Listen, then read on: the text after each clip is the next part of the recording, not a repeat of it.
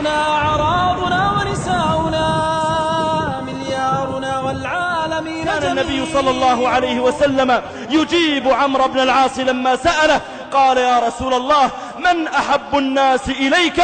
فقال صلى الله عليه وسلم عائشة. وقال صلى الله عليه وسلم لابنته الصالحة التقية الطاهرة فاطمة رضي الله تعالى عنها، قال لها أي بنية ألست تحبين ما أحب؟ قالت بلى. قال فأحبي هذه، وأشار إلى حبه عائشة رضي الله عنها. إنها عائشة، إنها أم المؤمنين عائشة بنت أبي بكر الصديق خليفة رسول الله صلى الله عليه وسلم. وكان عليه الصلاة والسلام يدللها ويناديها باسمها مرخما ويقول يا عائش. ومن فرط حبه لها كان يضع فاه عليه الصلاة والسلام على موضع فيها من الإناء ويشرب من الإناء بعدها. لما اشتد عليه نزع روحه الطاهرة الشريفة، لما اشتد عليه ذلك ووجد صلى الله عليه وسلم الموت، جعلت عائشة ترفع رأسه وكتفيه عليه الصلاة والسلام حتى اتكأ برأسه صلى الله عليه وسلم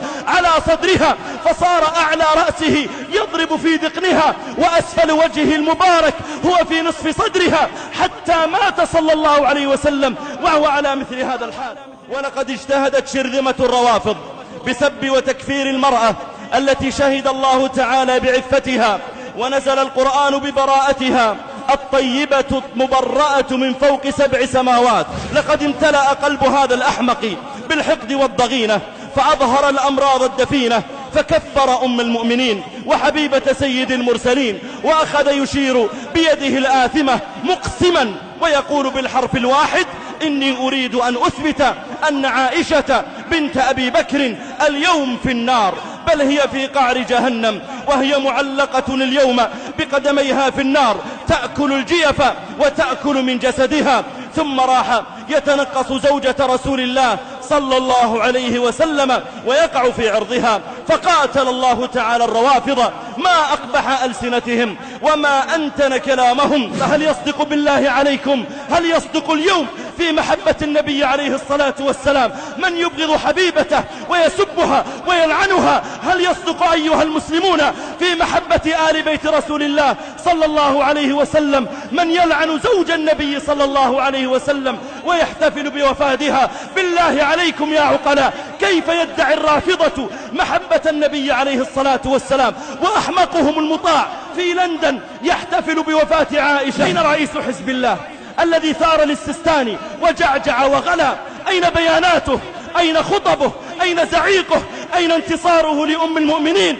أين غيرته لعرض سيد المرسلين؟ بل أين العلمانيون من قومنا الذين صاحوا وكتبوا ناصرين للسستاني محذرين من الفتن الطائفية؟ أين كتاباتهم اليوم في الانتصار لعرض رسول الله صلى الله عليه وسلم؟ أم أن مقام السستاني عند هؤلاء جميعا أرفع من مقام أم المؤمنين رضي الله عنها؟ هل عرض السستاني أعف من عرض رسول الله صلى الله عليه وسلم؟ اشتري نفسي فداء حبيبها سبيعها والغاليات أبيع. لما قذفت وهو حي رقى النبي صلى الله عليه وسلم المنبر قال من يعذرني من يعذرني من رجل بلغني أذاه حتى في أهل بيتي